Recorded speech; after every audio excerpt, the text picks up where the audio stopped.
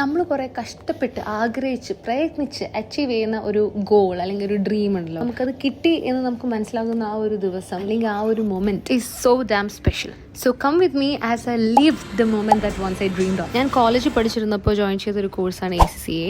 അതിനെക്കുറിച്ച് കുറച്ച് പേർക്കെങ്കിലും ഇപ്പം അറിയുന്നുണ്ടാവും. കുട്ടിക്കാലം മുതലേ പഠിക്കാൻ വലിയ മോശമായിരുന്നില്ല ഞാൻ, പക്ഷെ എന്നാലും ഈ ഒരു കോഴ്സ് മാത്രം എന്നെ 8 വട്ടം ചുറ്റിച്ചു. ഒന്ന്, ഞാൻ അത്യാവശ്യം ഉഴപ്പായിരുന്നു ആദ്യമൊക്കെ, ശരിയാണ്.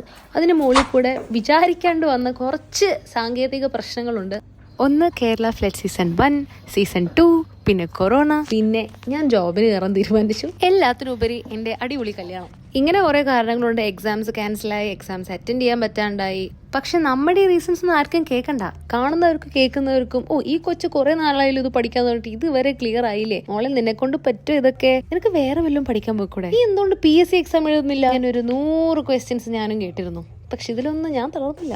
ഏതൊരു കോമ്പറ്റേറ്റീവ് എക്സാം ക്രാക്ക് ചെയ്ത ഒരു വ്യക്തിനെ പോലെ തന്നെ ഞാനും ഇന്ന് കഷ്ടപ്പെട്ടു. ഓഫീസ് കഴിഞ്ഞ് വന്ന് പഠിച്ചു, രാവിലെ ലീറ്റ് പഠിച്ചു, ബസ്സിൽ പോകുന്ന സമയത്തിരുന്ന് പഠിച്ചു. അങ്ങനെ എങ്ങനെയൊക്കെയോ 2022 സംഭവം ക്ലിയർ ആയി. പക്ഷെ അപ്പോഴും നമ്മളെ അഫിലിയേറ്റ് ആവുന്നുള്ളൂ. മെമ്പർ ആവണമെങ്കിൽ നമുക്ക് 3 വർഷത്തെ വർക്കിംഗ് എക്സ്പീരിയൻസ് വേണം. ഫസ്റ്റ് എംപ്ലോയറിന് അത്യാവശ്യം വർക്ക് എക്സ്പീരിയൻസ് കിട്ടിയെങ്കിലും സെക്കൻഡ് എംപ്ലോയർ എനിക്ക് ഇട്ടൊരു പണി, അവരെനിക്ക് വർക്ക് എക്സ്പീരിയൻസ് തന്നില്ല. അങ്ങനെ എങ്ങനെയെങ്കിലും കഷ്ടപ്പെട്ട് നമ്മുടെ ആ ഗോളിലേക്ക് എത്താന്ന് വിചാരിക്കുമ്പോൾ ഓരോ കാരണങ്ങളുണ്ട് ഞാൻ ഇങ്ങനെ പിന്നിലേക്ക് ഇങ്ങനെ പോയിക്കൊണ്ടിരിക്കുകയായിരുന്നു. അതെല്ലാം കഴിഞ്ഞ് 2024 ഞാൻ എൻ്റെ 3 ഇയേഴ്സ് കംപ്ലീറ്റ് ചെയ്ത് എനിക്ക് ACCA മെമ്പർഷിപ്പ് കിട്ടി.